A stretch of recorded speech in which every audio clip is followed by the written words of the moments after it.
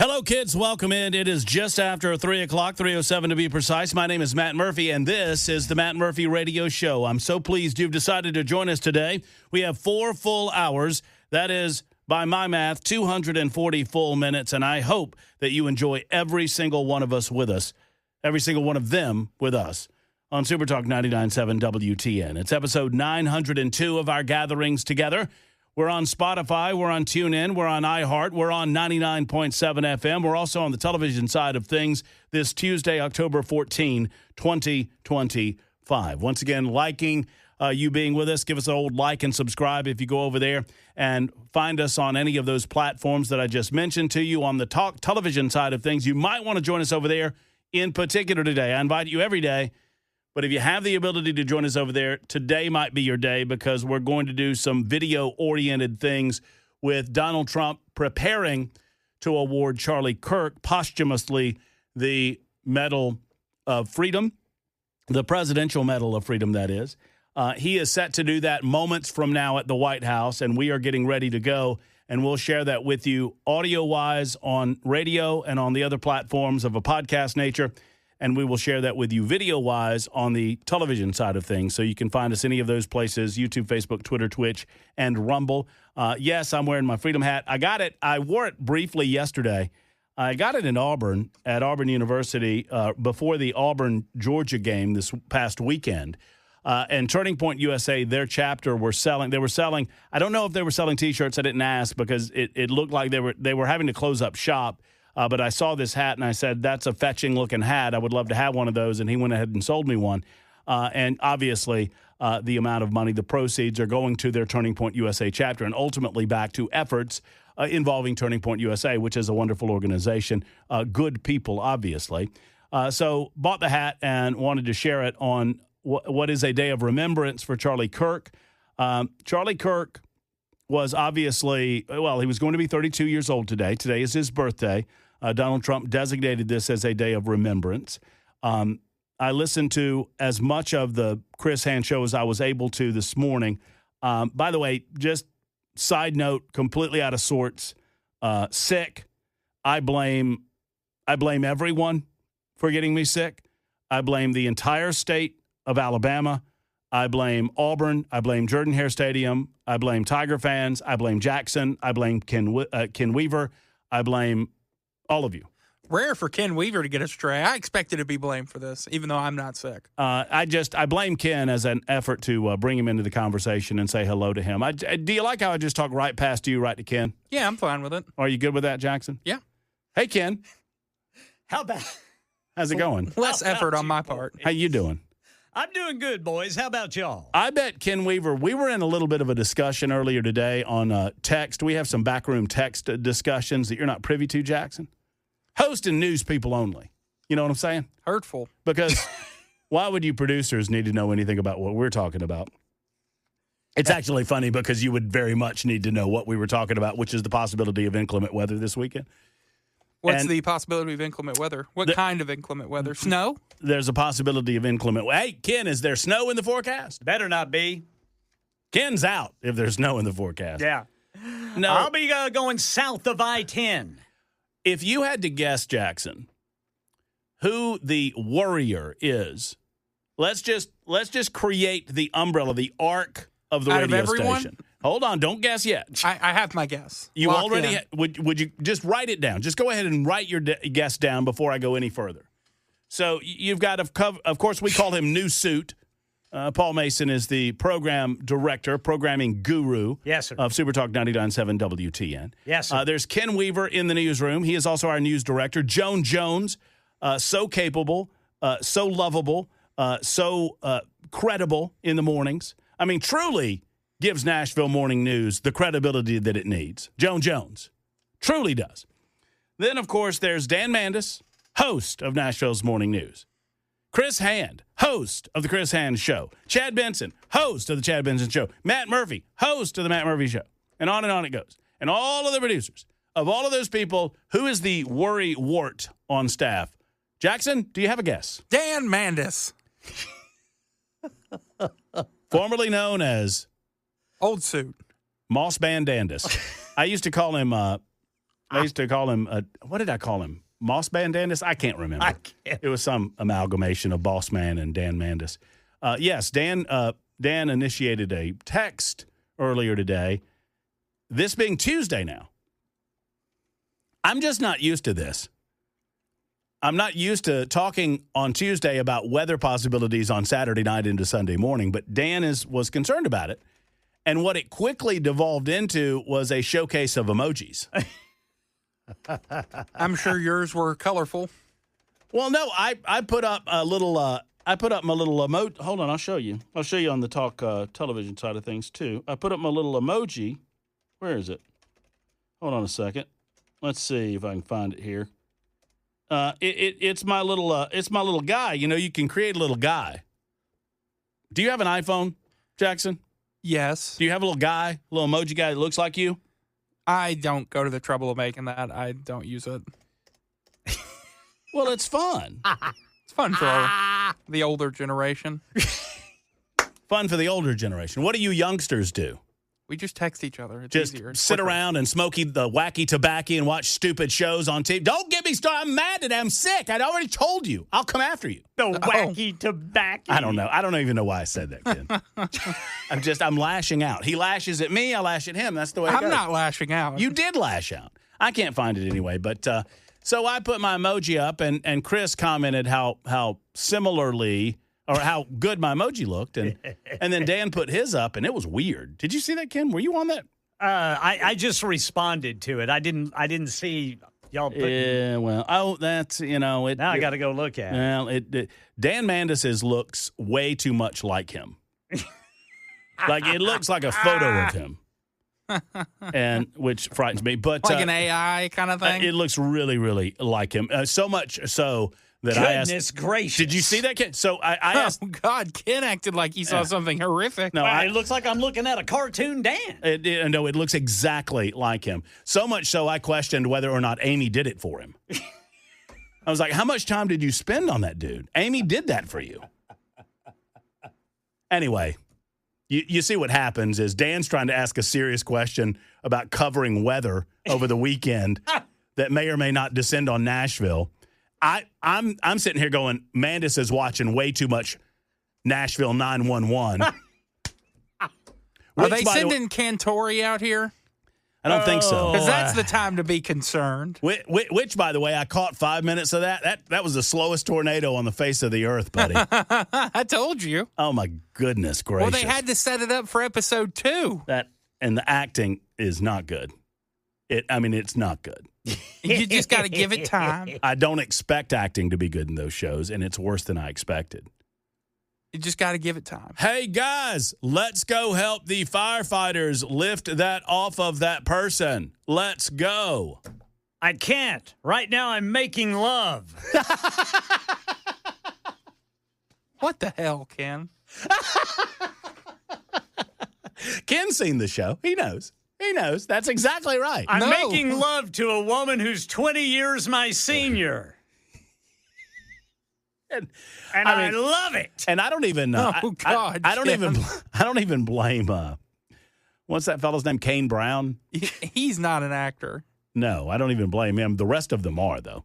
Like Robin from the really bad Batman movies. Just awful. So anyway, the point being is I have no idea what the possibility of inclement weather is this weekend, but we're on top of it on Super Talk 99.7. That's the whole point. That's the whole Dan 5 is minutes. on top of it. Dan's on top of it. He wanted to know who was in town.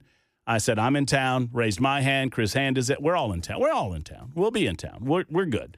If something bad goes down in and around this area, we're going to be here for you on Super Talk 99.7 WTN, and that's what you need to know about Either that or 911 Nashville will. Oh, yeah.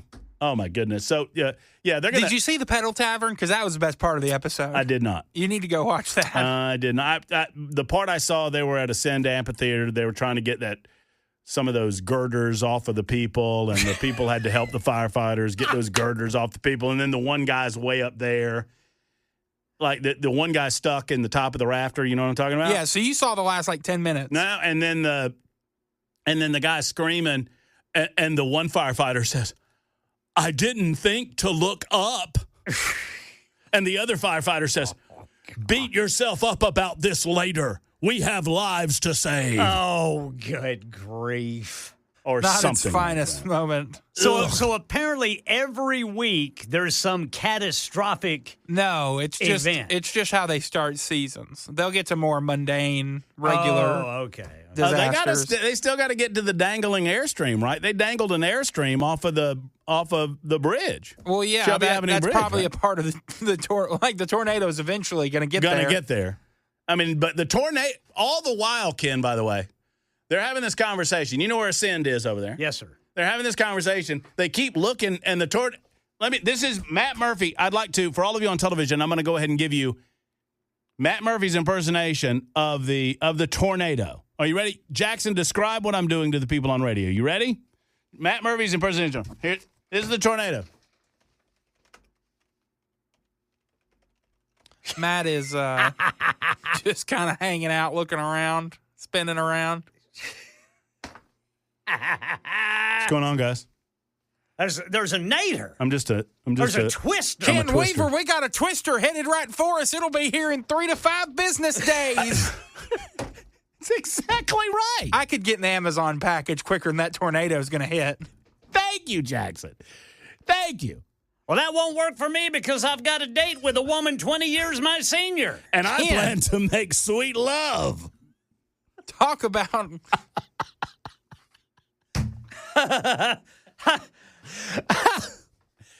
Oh, anyway, we're going to do weekly reviews. Instead of doing our movie reviews, we're going to do weekly reviews of because you can't watch your movie. Nashville 911. You haven't watched yours either.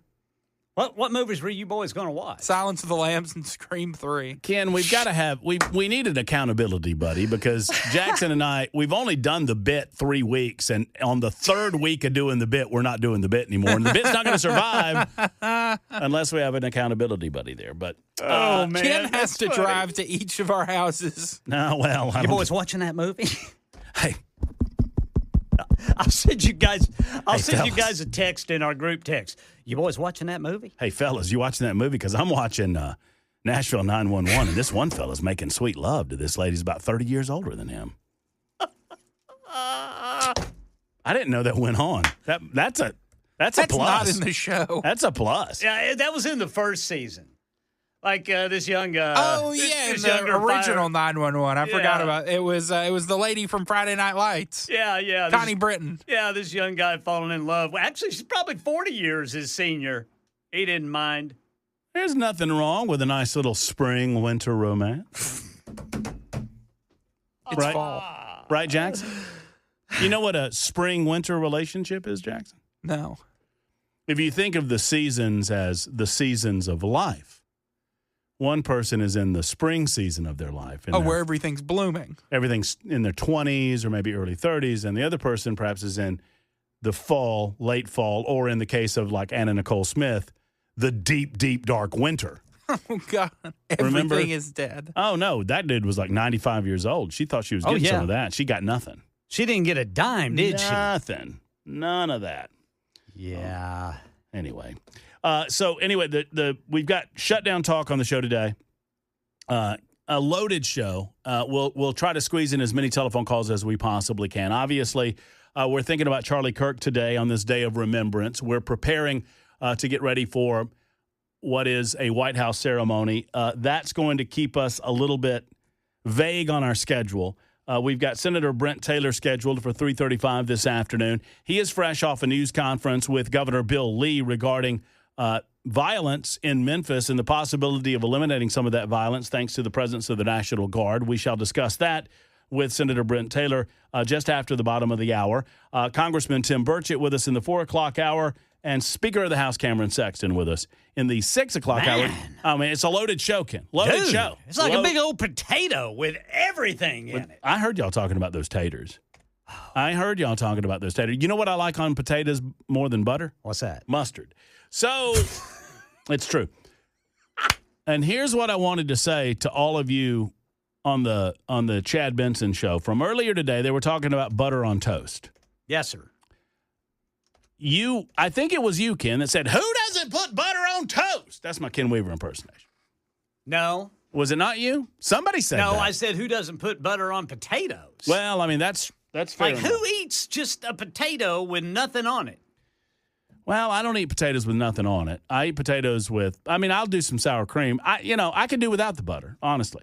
But I don't put butter on my toast. Really? Because what are you going to do with the runny eggs? Well, just make some more toast and lap them up. My thing is I like to use the toast to sop up the runny eggs. Well, And the butter screws all of that ratio up. not if you're careful. See, Teach me, wise one. You put the runny egg in, on top of the butter-soaked piece of bread. Okay. Then you fold it while it's on your plate. Okay. Then you put your index and your middle finger up under the fold, and you just lift it right up and go to town. All right, I'm going to try that. I'm going to try that this weekend. See how that works. Huh? See how that works.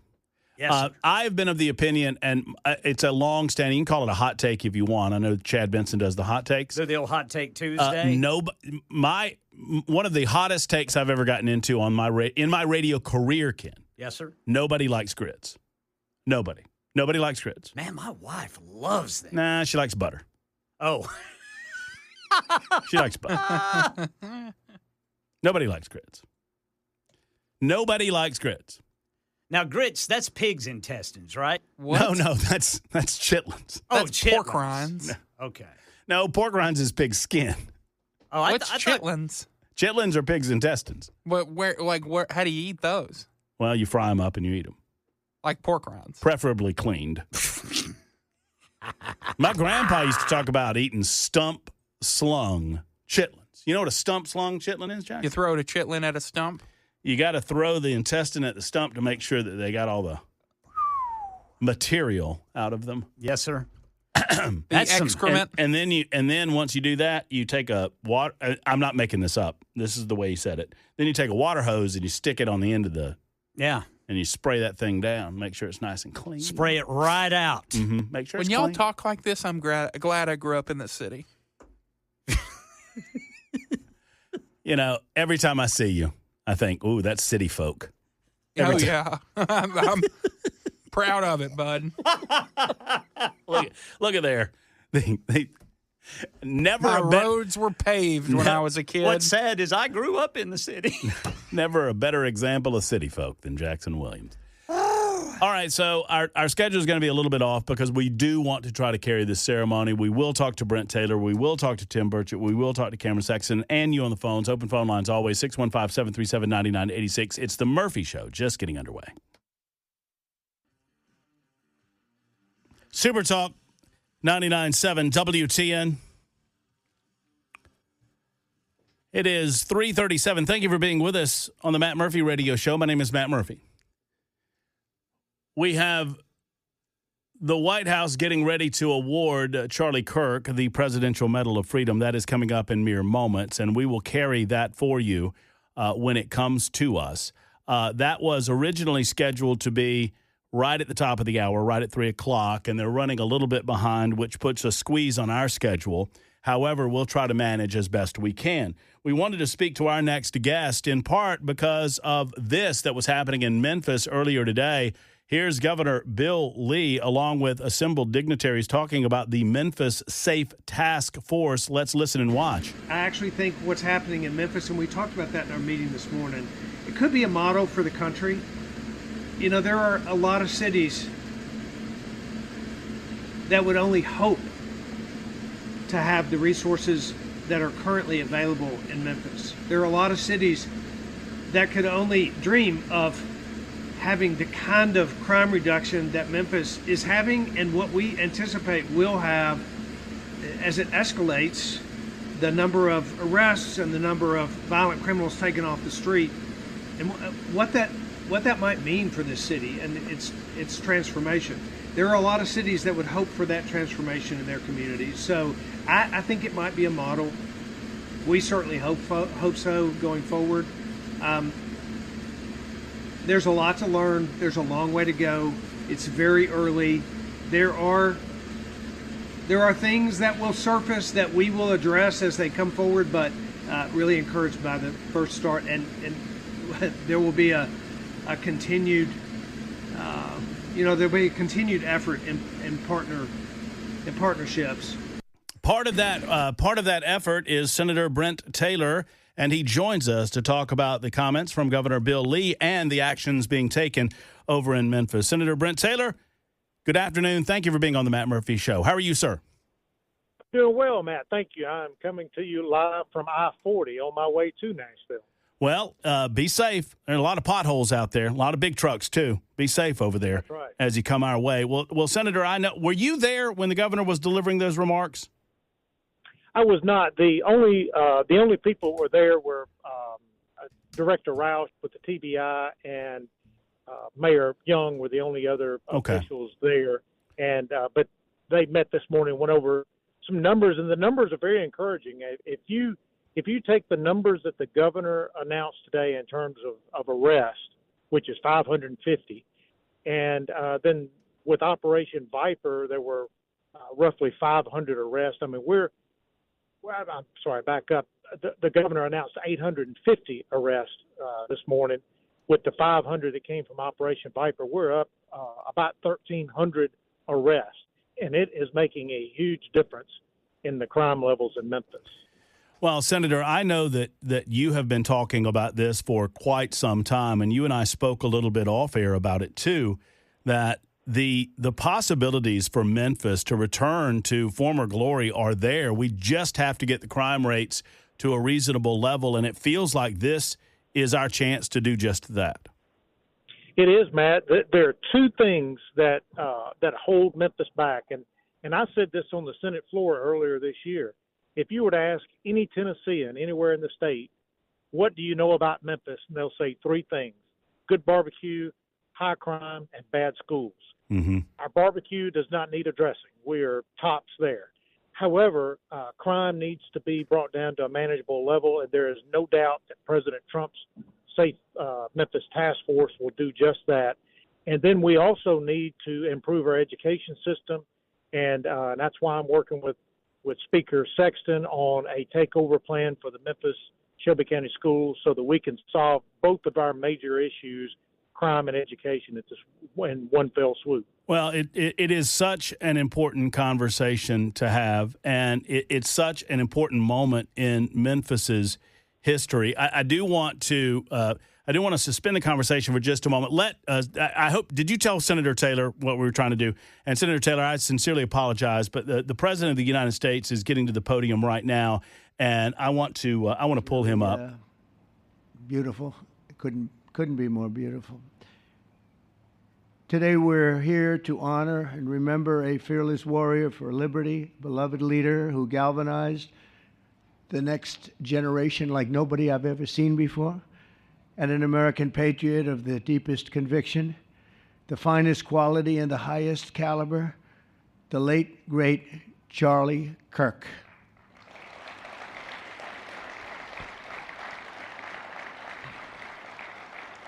Five weeks ago, our nation was robbed of this extraordinary champion. He was a champion in every way. I got to know him so well. He didn't like losing, and he was able to fight people that were enemies, and he didn't necessarily love those enemies so much. You know, I heard he loved his enemies, and I said, wait a minute, is that the same Charlie that I know? I'm not sure, but I didn't want to get into it. But it was a horrible, heinous, demonic act of murder. He was assassinated in the prime of his life for boldly speaking the truth, for living his faith and relentlessly fighting for a better and stronger America. He loved this country. And that's why this afternoon it's my privilege to posthumously award Charles James Kirk, our nation's highest civilian honor, the Presidential Medal of Freedom. Thank you.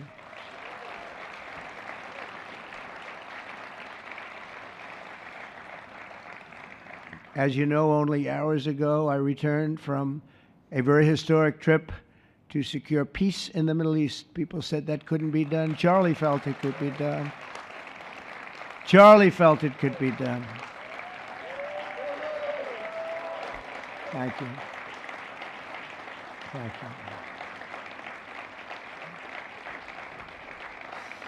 Thank you very much. But I raced back halfway around the globe. I was going to call Erica and say, Erica, could you maybe move it to Friday? And I didn't have the courage to call. But you know why I didn't call? Because I heard today was Charlie's birthday. And I said, that was a definite. And I said, we're going to have to forget about some of those very big, very rich countries that expected me to be there. And I can tell you, based on the length of that flight, I wouldn't want to go back tomorrow. But I would not have missed this moment for anything in the world, nothing. And it's a very important time for our country, and our country is doing so well. It's never done better. We are a country with almost now $18 trillion of investment coming in. Nobody's ever seen anything like that. Previous administration had less than $1 trillion for 4 years. We have more than 18, it'll be much more than 20 by the time the year, more than $20 trillion. There's never been a country in the world that had anything like that. What's happened to our country is incredible in a short period of time. Charlie was a big person for, sir, can we close up those borders, please, a little bit? They're really leaking badly. I said, Charlie, I haven't gotten there yet. But, it came out the last 4 months. Literally nobody was allowed into our country. And the only people that were allowed in were people that came in legally. The borders are absolutely stone cold closed. And they reported 0, 0, 0, and 0. So that's pretty good. But he was a big believer. He wanted people in the country more than I did, frankly. He wanted them to come in legally. And he got his wish. October 14th is Charlie's birthday, and he should have been turning 32 years old. I tell you, when I first met him, he was like 22. And I said, boy, he's awfully young. But I thought he was older than that, He looked a little bit older than his age. That's okay, That's not good when you're old, but when you're young, it's great. He had the best of all things, but he was special. But instead, Charlie is attaining a far more important milestone. We're entering his name forever into the eternal roster of true American heroes. He's a true American hero, an amazing person, way, way beyond his years. And I'm honored to be joined by a woman who has endured unspeakable hardship with unbelievable strength, and that's Charlie's widow, Erica. And I just want to thank you, Erica. He loved you so much. I was with him. Oh, please. Thank you, darling. Thank you. I was with him before I met Erica, and he told me he was going to get married. He said, you won't believe how beautiful she is. I said, well, then now that I meet her, he's right. But then he also said, and you know what? She's like the smartest person I know. See, they do go together on occasion. Not often. Not often. But on occasion they go together. But he was in love with you. He was deeply in love with you. It's great. Erica, your love and courage have been an inspiration to all of us, and we will always be here for you, and we're always going to be here for your gorgeous, beautiful children. And we'll never forget what your family has sacrificed for our country. Man loved our country. When things were going badly for our country, he was so, as you know, angry. He would get angry because he said it doesn't have to be that way. We're also pleased to be joined by an incredible group of Charlie's friends, very powerful friends, actually, and some not so powerful, and they're actually better people, okay? I know them all. They're the less powerful ones. I have to tell you that, all of you power guys down here. The best ones in the group are the ones that are less successful, but that happens too. No, they're all great, and they're here. And let's start with Erica's father. Where is Erica's father? Where are you? Where are you, Dad? Oh, look at him. Wow. I want to get a hat like that, too. I like that. How are you? Nice to see you again. Thanks as well to Vice President J.D. Vance, who's been fantastic. J.D., thank you very much. Great. Doing a great job. Did a great job on Sunday with George Slopadopoulos. put him away pretty good. Slop-a-dopolis. Second lady, who's a phenomenal woman, Usha Vance. Thank you very much, Usha. Thank you very much. I always get nervous when he pronounces her name. President of Argentina. He wanted to be here. That's Argentina's a serious flight, right? And he's become a superstar, and he's doing amazing things. He's a MAGA person, but it's make Argentina great again. That's what he does, right? And I want you to stand, please, Javier. Javier Milei. Wow, man. Rock star in Argentina. Doing a great job. Doing a really good job in Argentina. Thank you very much. Many members of my cabinet are here. Just about all of them are here. I won't go into every single one of them, but I'll announce a few of the people that have really turned this country around and helped me. Incredible people. Speaker of the House, Mike Johnson. Where is Mike? Mike, what a job you're doing, Mike. What a job you're doing. And I watched you this morning, and you're in there trying to say, look, just let the country open. Everything will be fine. We're dealing with some radical left lunatics. And I just wish Charlie was here to fight us.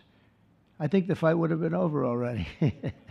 He would have had a march on the Capitol by people whose average age is about 21, because there's nobody that had that relationship with young people. Right, Mike? So thank you, Mike, for being here. House Majority Leader Steve Scalise. Steve, thank you very much.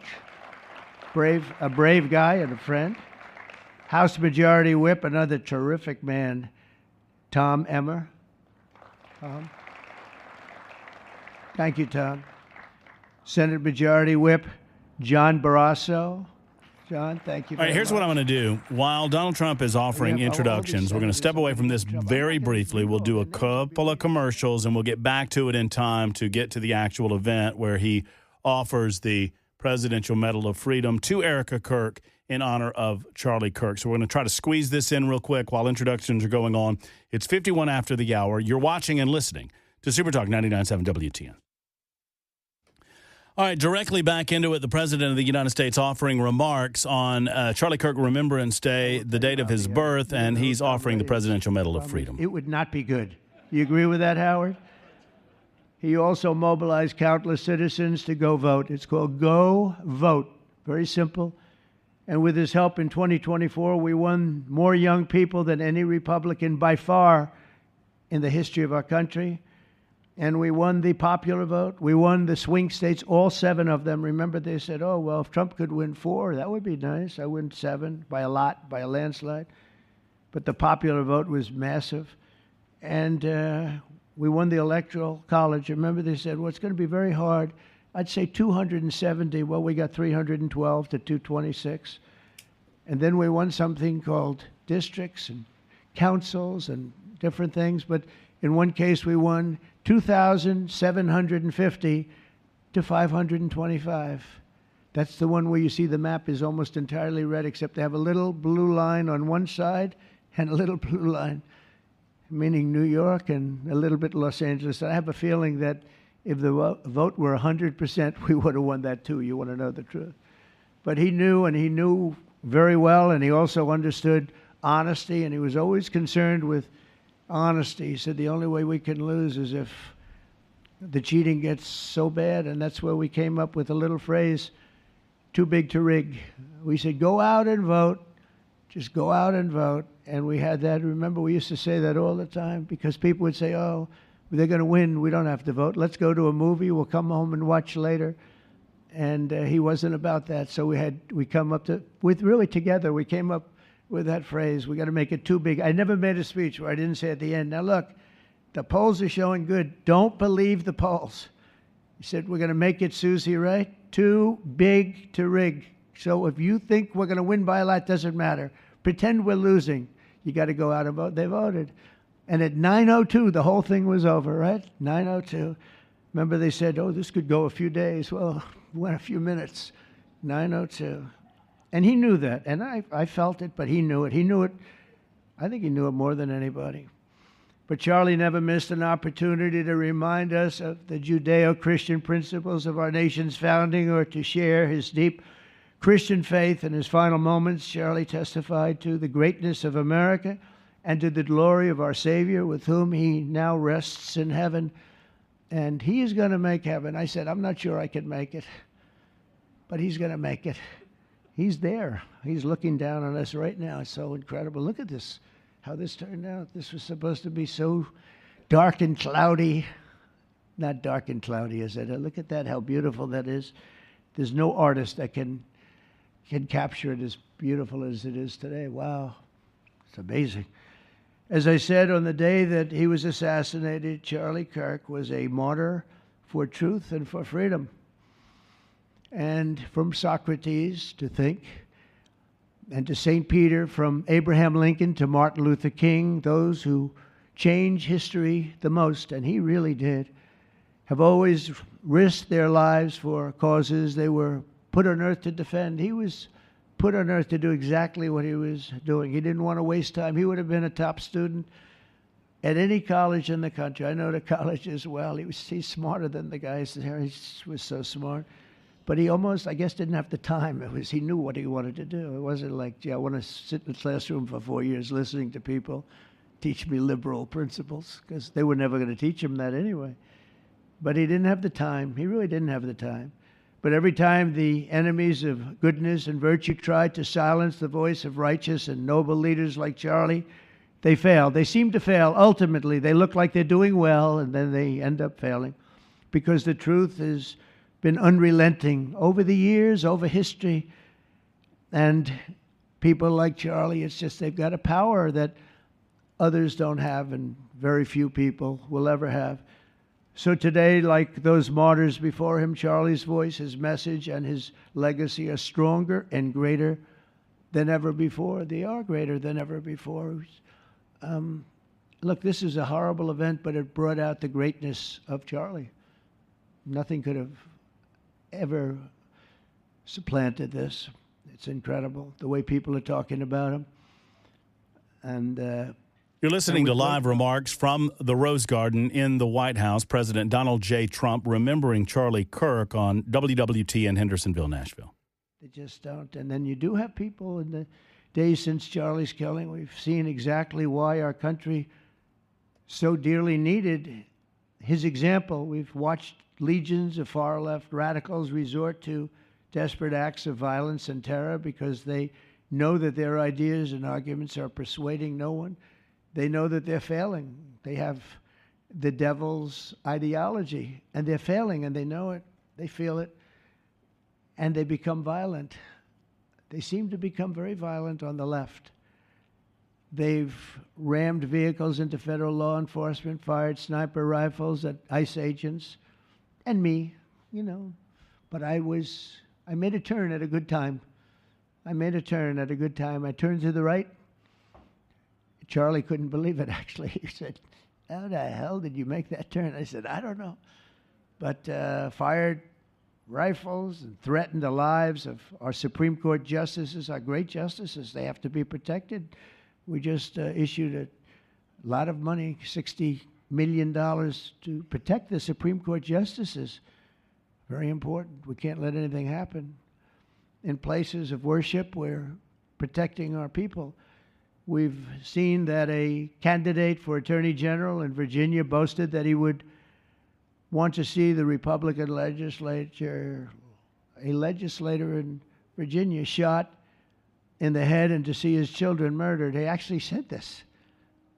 And now he continues to run for office, and most people continue to back him, but he said he wants his man shot. He said shot in the head and to see his children murdered. And they keep running. Pretty amazing, right? That's a bad one.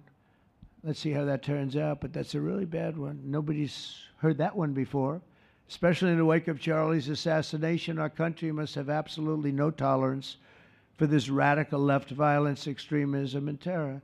We're done with the angry mobs, and we're not going to let our cities be unsafe. We're going to make sure our cities are safe. When you have Chicago, where they had 4,000 people murdered over a very short period of time, 4,000 people.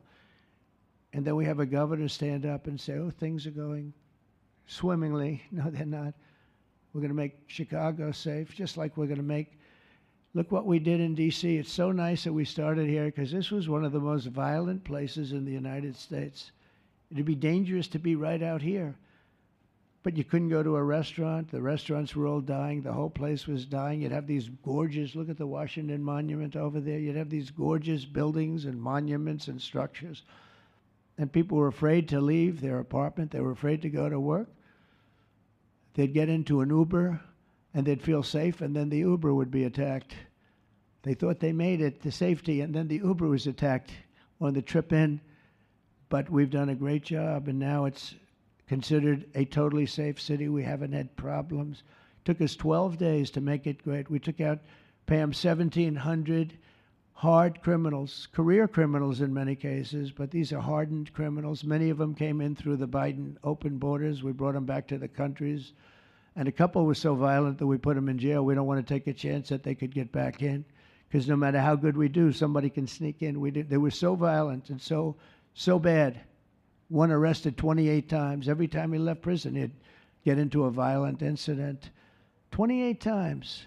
And we put him away for a long time. But we're done with the angry mobs. We're done with it. This is such an unbelievable place right now. You take a look where you can walk down the middle of the street with your wife or your husband. Your children can walk. They can walk alone. It doesn't matter. They can walk anywhere in Washington, and they're safe now. If this were a year ago, they'd have a serious chance of being badly hurt, even killed.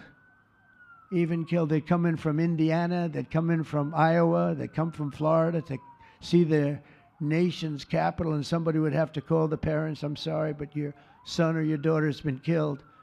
Not anymore. You hear those sirens going off? That's good. That's a good sound. That means they either got the bad guy or they're going to stop the bad guy. You didn't hear that sound because nobody wanted to do anything.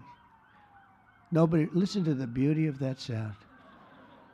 Seriously. And that's the real deal sirens. They're not politically correct sirens. You hear them, they're about 3 miles away. They're not politically correct sirens. Those are the real deal sirens. Stopping crime. That's what they're doing. That's my man. So we're done with the voices of fools. They're fools. And death threats. And we're going to make our cities safe. And I thought it was Charlie's, one of his biggest dreams was that. He couldn't believe it. Chicago's going to be a great city again. We've already, we sent people in there 6 months ago, and this governor said, well, crime is down. Yeah, that's because we had the FBI in there for 6 months, just preparing it for the bigger surge. And they've done a great job, the cash and the FBI. They've done a great job, and they love doing it, They love being able to do it. They were restricted from doing it. They couldn't do anything. And now they're totally unrestricted. All they have to do is stop crime. And they're doing it. By the way, Memphis, as you know, you heard they went in about a week ago. One of the most dangerous places in the country, really in the world. It's not just the country. They have very few cities that would compare to some of these cities. You go to Afghanistan, you say, oh, that's unsafe. Well, the crime numbers are much better than the crime numbers in places that we have. So Memphis, I understand, is doing unbelievably in 1 week. It's like a different place. And this took 12 days, and then after that, we just perfected it. But after 12 days, we had good safety here. After 1 month, it's like, it's really amazing. And by the way, restaurants are booming. Restaurants are opening up. The big problem we have, you can't get into a restaurant in D.C. anymore. So they're opening up. It's a beautiful thing to see. It's called safety. It's called law enforcement and letting them do their job. And that's why I said last month that I have directed the Attorney General and the Department of Homeland Security to confront the very real threat of left-wing terrorism in our country. It's a real threat. Not when you confront it, it's not, because they're not brave people. In fact, they're cowards. When you confront them, they immediately fold. You have to see them fold. You have to see them crying. They fold. But it includes dismantling the networks that fund them and finance them, and we're finding out who those networks are. We already know quite a few of them. When you see these violent incidents, and then you see people holding this gorgeous sign with beautiful wood, beautiful cardboard, wood, everything's perfect paint job, and they're all the same. There are thousands of them. you know that they weren't made in the basement out of love. They were made by anarchists, and in some cases wealthy. I'll probably find some of my nice friends that are up there being so nice to me, especially lately. They're being very nice. But it surprises you who they may be, and you almost wonder why would they do it? But they're hurting our country, and we're really taking it back one by one. If we didn't go into Los Angeles early on in the administration, the commissioner, the chief of police, Los Angeles, said if they didn't go in, we would have lost our city. Now, they already lost 25,000 houses to fire because they wouldn't let the water come in from the Pacific Northwest, which they should have done. I said, you better do it. They didn't do it, and we had 25,000 homes where they had no water in their sprinklers, they had no water in the fire hydrants. It would have been a different kind of a thing if they did what they were supposed to do. We had to break in. We broke in and had the water come down. They said for the environment, great, they lost 25,000 houses. It's incredible. But the commissioner said without the federal government and President Trump's intervention, we would have lost the entire city. And we have the Olympics going there soon. I got the Olympics. We have the Olympics. We have the World Cup. And we have, most importantly, we have the 250th anniversary of our country. That's going to be most important. And all of these things are happening. And we're going to have safe cities. We're going to have very, very safe cities. So 1 month after Charlie's death, we still feel the terrible shock and the pain of his loss, like just about nobody I can think of. Charlie Kirk was one of a kind. He was unstoppable. And he really was. Boy, when he had an idea in his head, he would call me, sir, please, you haven't done it yet. I said, Charlie, relax.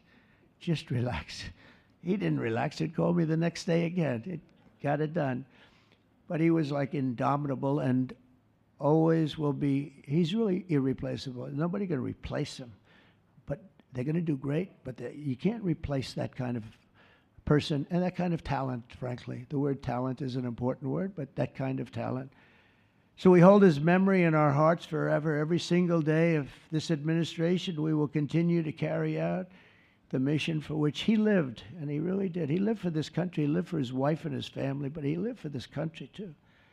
In Charlie's honor, we will continue like we have been to fight, and to win. We're going to win so much.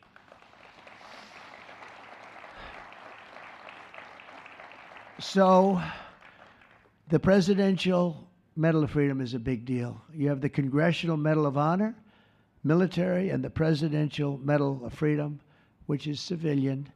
And the Presidential Medal of Freedom is a really big deal. Very few people get it. Very few people, frankly, qualify. It's a decision of the president, but it's a qualification that's a very hard one to get. And I would like to ask, if I might, the military aide to read Charles James Kirk's citation for the Presidential Medal of Freedom. Thank you very much. Thank you.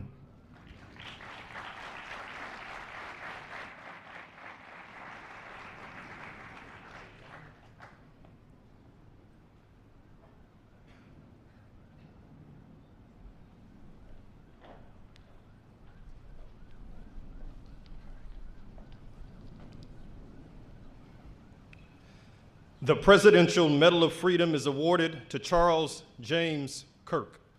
Accepting on behalf of Charlie is his wife, Mrs. Erica Kirk.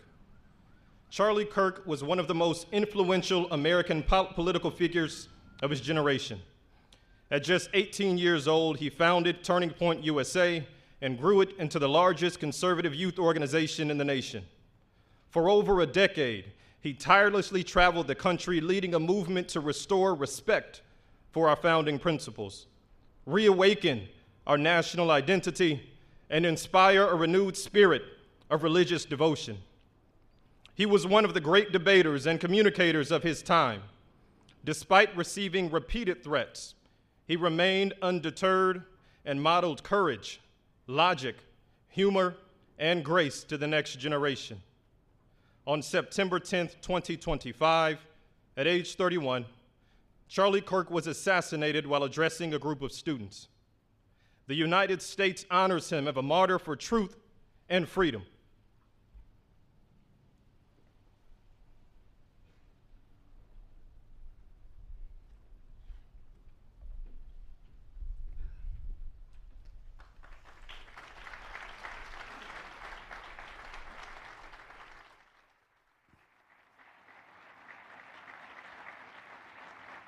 Donald Trump presenting the Congressional Medal of, or rather the Presidential Medal of Freedom to the wife of Charlie Kirk, Erica Kirk.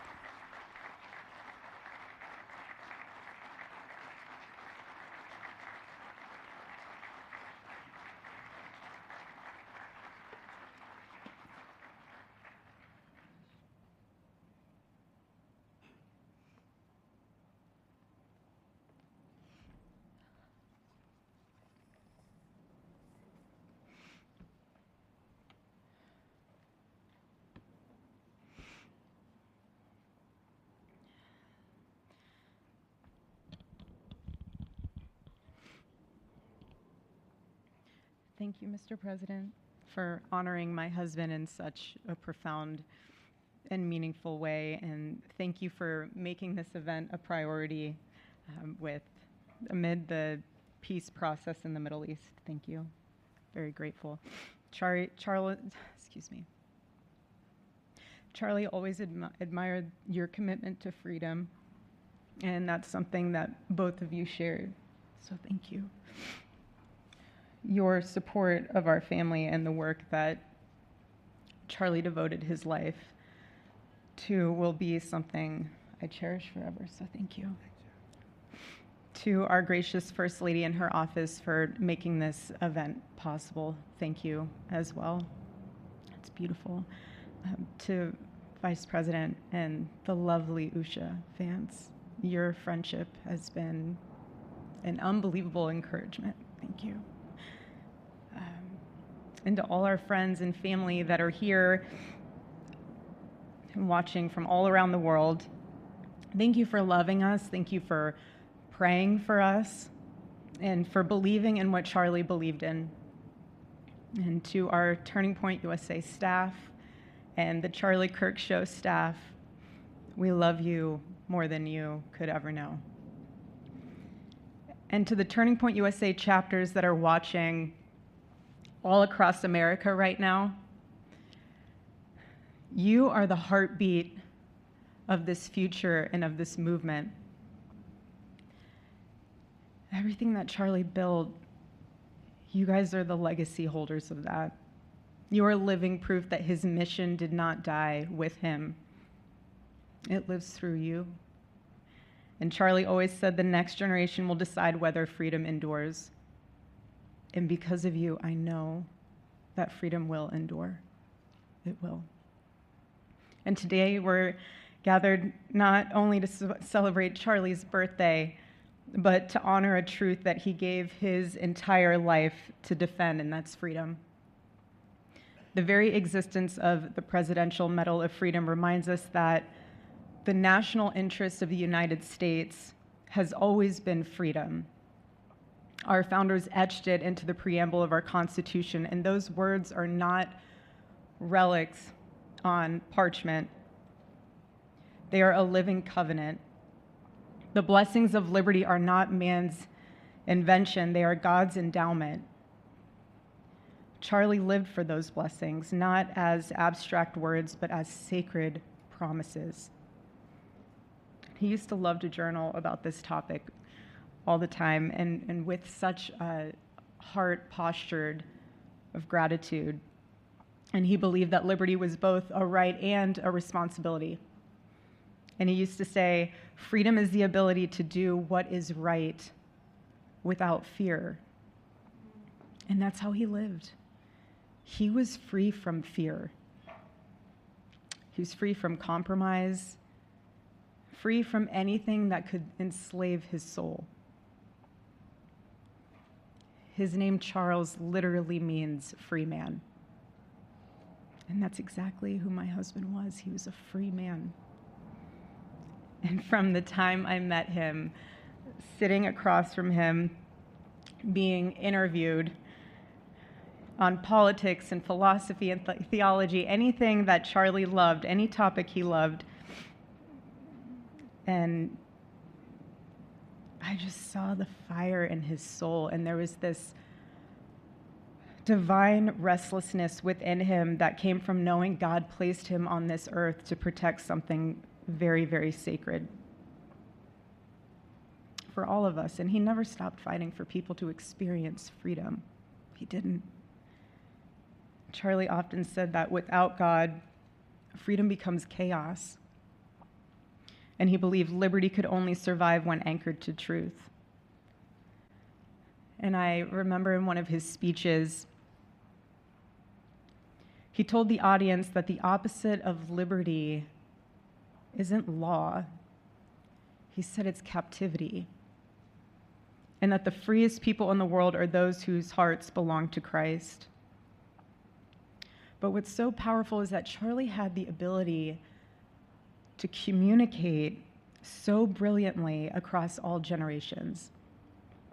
And he reminded us that in a world that tells us freedom is doing whatever you want to do, the real freedom is the power to live freely and to do what is right. And in one of his journal entries, he wrote that he wanted everyone to know that you can't have liberty without moral responsibility. Freedom divorced from faith eventually just destroys itself. And what's so fascinating about all of this is looking back these past 12 years of Turning Point USA and his mission, there's almost this veil of sacredness. Because what I realize is that while he was building an organization, he was also building a movement, one that called people back to God, back to truth, and a movement that was filled with courage. And ironically, for a man who impacted millions, Charlie never desired to be the center of attention. He just wasn't. My husband was not a man of extravagance. He loved simple but deeply meaningful things, truly. He loved his late night walks. He loved buying more books than he could ever read because he felt there was no such thing as a book budget. And he loved being able to read to our kids the same bedtime story on repeat because he knew it was their favorite. But to him, that was special. And he loved to sit in the sun on a Saturday morning with his cup of decaf coffee, and his phone was off because he was honoring the Sabbath. And for him, it was that moment to catch his breath and just be in peace because he was unreachable at the moment. And he preferred quiet birthdays. But that never stopped me from telling him. I told him every single year, I said, baby, I love your birthday. I said, because it's the day that God knew the world couldn't go another day without you.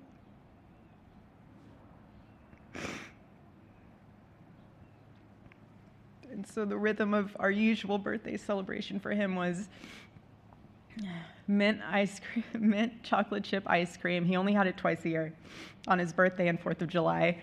It's just, and then after that, it was back to work as usual. But last year, his one birthday wish was to see the Oregon Ducks play the Ohio State. And they won. Oregon won that night. And it was by far one of the most memorable nights of his birthday experience of his life until today. And so, honestly, President Trump, I have spent 7.5 years trying to find the perfect birthday gift for Charlie.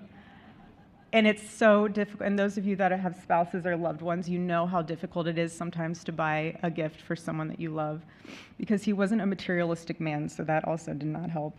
But now I can say with confidence, Mr. President, that you have given him the best birthday gift he could ever have.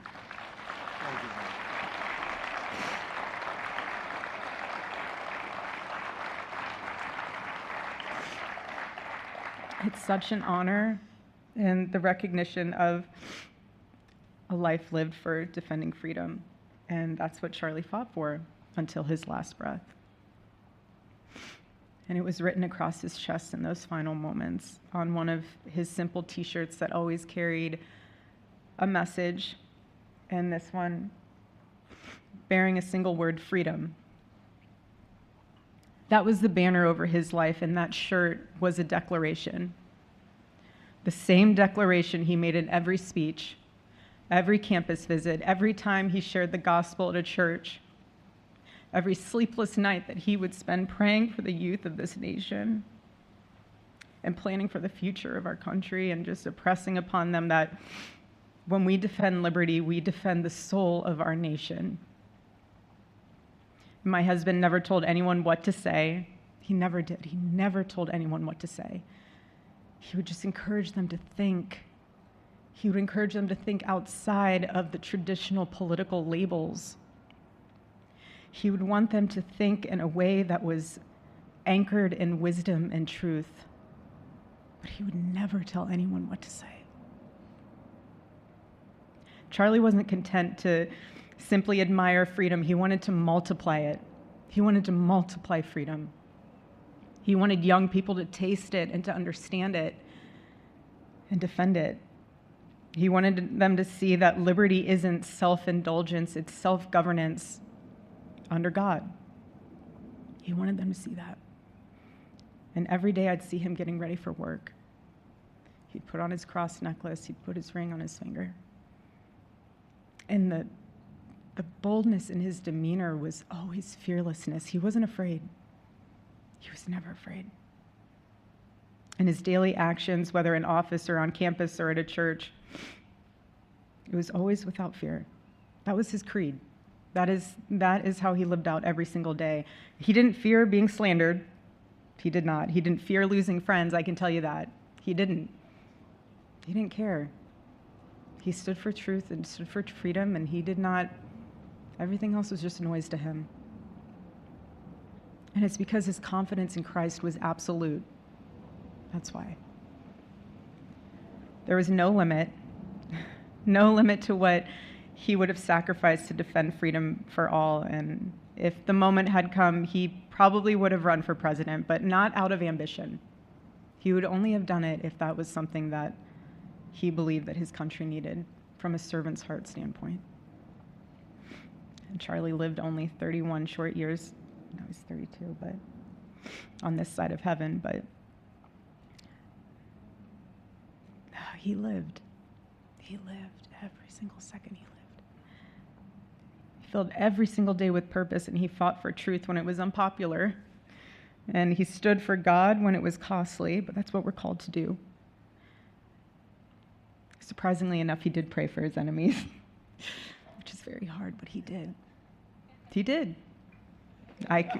He did. No one else, I saw him do it. No, he never did it in front of anyone else, but I can attest to that. But he also loved people when it was inconvenient. And he ran his race with endurance, and he kept the faith. And now he wears the crown of a righteous martyr. And for me and for our children, the truth really steadies our grief, because heaven gained what earth could no longer contain: a free man made fully free. And to all watching, this is not a ceremony. This is a commissioning. And my message is simple. I want you to be the embodiment of this medal. I do. I want you to free yourself from fear. I want you to stand courageously in the truth. Listen for the still, small voice of God. And remember that while freedom is inherited in this country, each of us must be intentional stewards every single day. God began a mighty work through my husband, and I intend to see it through. And the torch is in our hands now. It's in mine, it's in yours, it's in all of yours, it's in all the students with Turning Point USA. And before I close, I'll share with you that I asked our daughter what she would like to say to Daddy for his birthday. Excuse me.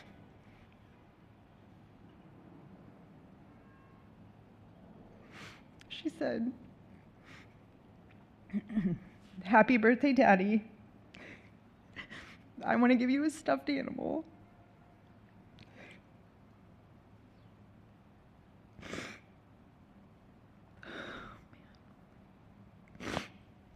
I want you to eat a cupcake with ice cream. And I want you to go have a birthday surprise. I love you, is what she said. And while our son is precious, he can't yet speak. In classic Kirk family fashion, his actions spoke louder than his words. And his gift to you, Charlie, and myself for that matter, was deciding to become the man of the house and be fully potty trained at 16 months. But Charlie, baby, I know that you're celebrating in heaven today, but gosh, I miss you. We miss you. And we love you, and we promise we'll make you proud. And Charlie's life was proof that freedom is not a theory, it's a testimony. He showed us that liberty begins not in the halls of power, but in the man of a heart surrendered to God. And so today, as we honor Charlie with this incredible Presidential Medal of Freedom on his birthday, I stand here with tears and just a humbled heart and spirit, because his story reminds us all that to live free is the greatest gift,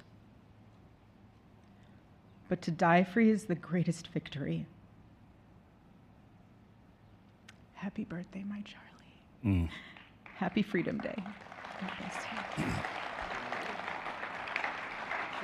That is Erica Kirk offering remarks at the White House as Charlie Kirk has been posthumously honored with the Presidential Medal of Freedom. You're listening to Super Talk 99.7 WTN. Obviously, we're carrying that live without interruption as best we possibly can, which means we've got some catching up to do with regard to some of our commercial advertisements. We'll do that. We'll get your thoughts on all of this. 615-737-9986 is the telephone number, 615-737-9986. It is 4:30, and it's time for the news on Super Talk.